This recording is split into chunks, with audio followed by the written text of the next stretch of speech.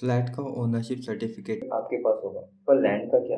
ज़्यादातर सोसाइटीज़ को पता ही नहीं होता कि लैंड अभी भी बिल्डर के नाम ही है। सोसाइटी फॉर्मेशन के बाद सोसाइटी का सबसे इम्पोर्टेंट ड्यूटी होती है लैंड को बिल्डर या लैंड ओनर से सोसाइटी के नाम ट्रांसफर करवाना। कन्वेंस डीड एक लीगल डॉक्यूमेंट होता है जिससे बिल्डर ऑफिशियली लैंड और बिल्डिंग सोसाइटी के नाम पे ट्रांसफर करता है। जब तक ये डीड रजिस्टर नहीं होती, आप सिर्फ फ्लैट के ओनर होते हैं। Land, common area, development rights builder या लैंड ओनर के पास रहते हैं। सोसाइटी को इसकी इंपॉर्टेंस तब समझ में आती है जब कोई ट्रेजेडी हो जाए, अर्थक्वेक, हेवी रेन, फ्लडिंग या स्ट्रक्चरल ऑडिट में क्रैक्स, करोजन, वीक कॉलम्स मिल जाए, बिल्डिंग अनसेफ डिक्लेयर हो जाती है, रीडेवलपमेंट अर्जेंट हो जाता है, पर कन्वेंस डीड नहीं हुई होती, तो लीगली लैंड ओनर बिल्डर है। मतलब सोसाइटी बिल्डिंग रिबिल्ड नहीं कर सकती, परमिशन मिलती नहीं, बिल्डर प्रोसेस रोक सकता है और मेंबर्स लीगल फाइट्स में सालों तक फंस जाते हैं। तो जो बिल्डिंग अनसेफ हो जाए, डिमोलिश करनी पड़े, लेकिन सोसाइटी के पास लैंड का ओनरशिप प्रूफ ही नहीं है, मेंबर्स को रेंटेड हाउस में रहना पड़ता है, रीडेवलपमेंट शुरू ही नहीं होती और families emotional financial pressure face करती है। सिंपली, बिना कन्वेंस डीड के सोसाइटी अपनी ही लैंड पे कुछ नहीं बना सकती।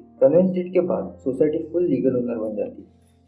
रीडेवलपमेंट, रिकंस्ट्रक्शन, एफएसआई और टीडीआर सबका कंट्रोल सोसाइटी के पास हो जाता है, बिल्डर का इंटरफेरेंस खत्म हो जाता है और गवर्नमेंट परमिशन स्मूथली मिल जाते हैं। और सबसे इंपॉर्टेंट, मेंबर्स की सेफ्टी, सिक्योरिटी और लॉन्ग टर्म वैल्यू प्रोटेक्टेड रहती है। अब कन्वेंस स्टार्ट करने के लिए सोसाइटी को ये डॉक्यूमेंट्स चाहिए होते हैं: society registration certificate, member list with the flat details, latest municipal tax bills, upload building plan, OC, CC, property card, 7/12 extract, builder buyer agreement, NOCs if needed and search report. इसी के बाद आपको एक conveyance deed का draft prepare करना होता है। फिर बिल्डर को ऑफिशियल नोटिस भेजा जाता है कॉर्पोरेशन के लिए। बिल्डर और सोसाइटी डीड साइन करते हैं, स्टैम्प ड्यूटी पे होती है और रजिस्ट्रेशन सब रजिस्टर ऑफिस में होता है। और चौथा स्टेप, सोसाइटी का नाम प्रॉपर्टी कार्ड पे आ जाता है।